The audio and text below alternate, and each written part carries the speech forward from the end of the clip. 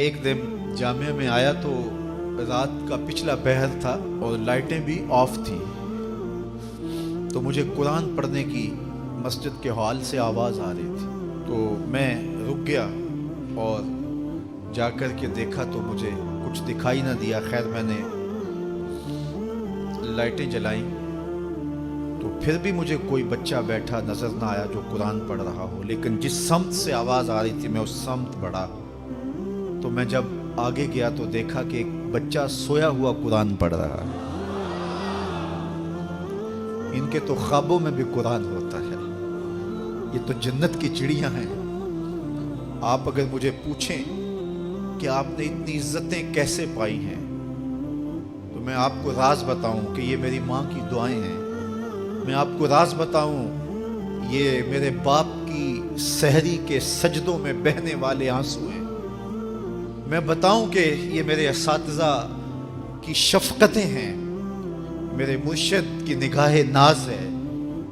لیکن میں آپ کو یہ راز آج بتانے لگا ہوں کہ آج اگر میں عزت کی اس مسند پہ بیٹھا ہوں تو میں نے طلباء کی خدمت کی ہے۔ جب یہ سوئے ہوئے ہوتے تھے تو میں ان کی لیٹرینیں صاف کیا کرتا تھا۔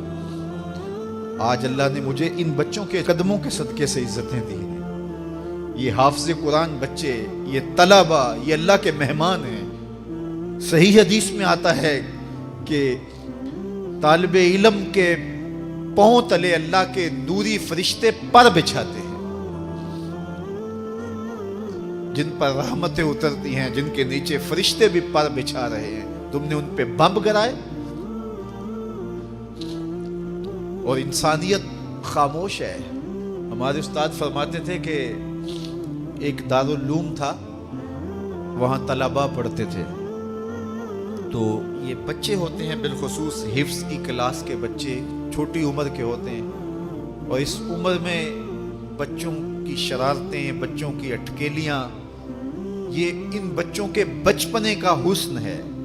بعض لوگ ہمارے پاس آتے ہیں کہ یہ بچہ شرارتیں بہت کرتا ہے، دم کر دیجئے، تو میں کہتا ہوں یہ شرارتیں ہی تو ان کی عمر کا حسن ہے۔ جب بڑے ہو جائیں گے تو یہ سنجیدہ ہو جائیں گے۔ وہ ایک شاعر نے کہا تھا مجھے اچھا نہ لگا بچوں کا جوان ہونا۔ جب چھوٹے ہوتے ہیں تو ان کی شرارتیں ان کا حسن ہوتا ہے، تو وہ سکول میں پڑھتے ہوں، وہ جامعہ میں پڑھتے ہوں، یا وہ کسی فیکٹری میں وہ معصوم بچے کام کرتے ہوں، کسی ڈھابے پہ چائے بیچتے ہوں، تو ان کی طبیعت میں وہ شرارتیں ضرور ہوتی ہیں۔ یہ ایک بچوں کے بچپن کا حسن ہے۔ تو وہ بچے تھے اور شرارتی مزاج تھا، اور ایک شخص ان کی خدمت کیا کرتا تھا۔ کبھی وہ گھی کا کنستر اپنی کمر پہ لاد کے لا رہا ہے، کبھی وہ آٹے کی بوری اپنی کمر کے اوپر لاد کے لا رہا ہے، اور بچوں کی خدمت میں لگا رہتا تھا۔ بچے تھے، کچی عمر تھی، شرارتی مزاج تھا، تو انہوں نے اس کا نام ڈال دیا حمار، گدھا۔ جب بھی بھوک لگی ہوتی اور وقت کھانے کا قریب ہوتا تو کہتے وہ ہمارا گدھا گیا ہوا ہے، ابھی لے کے آئے گا تو کھانا ہم کھائیں گے۔ تو آپس میں انہوں نے اس شخص کا نام جو ان کا خدمت گزار تھا گدھا رکھ دیا۔ اسے پتا چلا کہ یہ مجھے گدھا کہتے ہیں، میں ان کی خدمت کروں، نوکری کروں، بلا معاوضہ میں ان کے لیے کمر پہ گھی کے کنستر اور آٹے کی بوریاں لاد لاد کے لاؤں، اور یہ مجھے گدھا کہتے ہیں۔ اس نے چھوڑ دیا اور گھر چلا گیا۔ رات پڑی، سویا، مقدر جاگے، کیا دیکھتا ہے؟ حشر کا منظر ہے، اور وہ طالب علم ہے، انہیں جنت کا حکم ہوتا ہے، تو وہ اڑ جاتے ہیں اور ضد کرتے ہیں اور اٹکیلیاں کرتے ہیں، نہیں ہم نے جنت میں نہیں جانا جب تک ہمارا گدھا ساتھ نہیں جائے گا۔ یہ اٹھا اور آنکھوں میں آنسو تھے اور دوڑتا ہوا مدرسے سے آیا، کہا تم مجھے گدھا کہو، حمار کہو، کوتا کہو، میں نوکری تمہاری ہی کروں گا، کیونکہ تم اللہ اور اس کے رسول کے پیارے ہو۔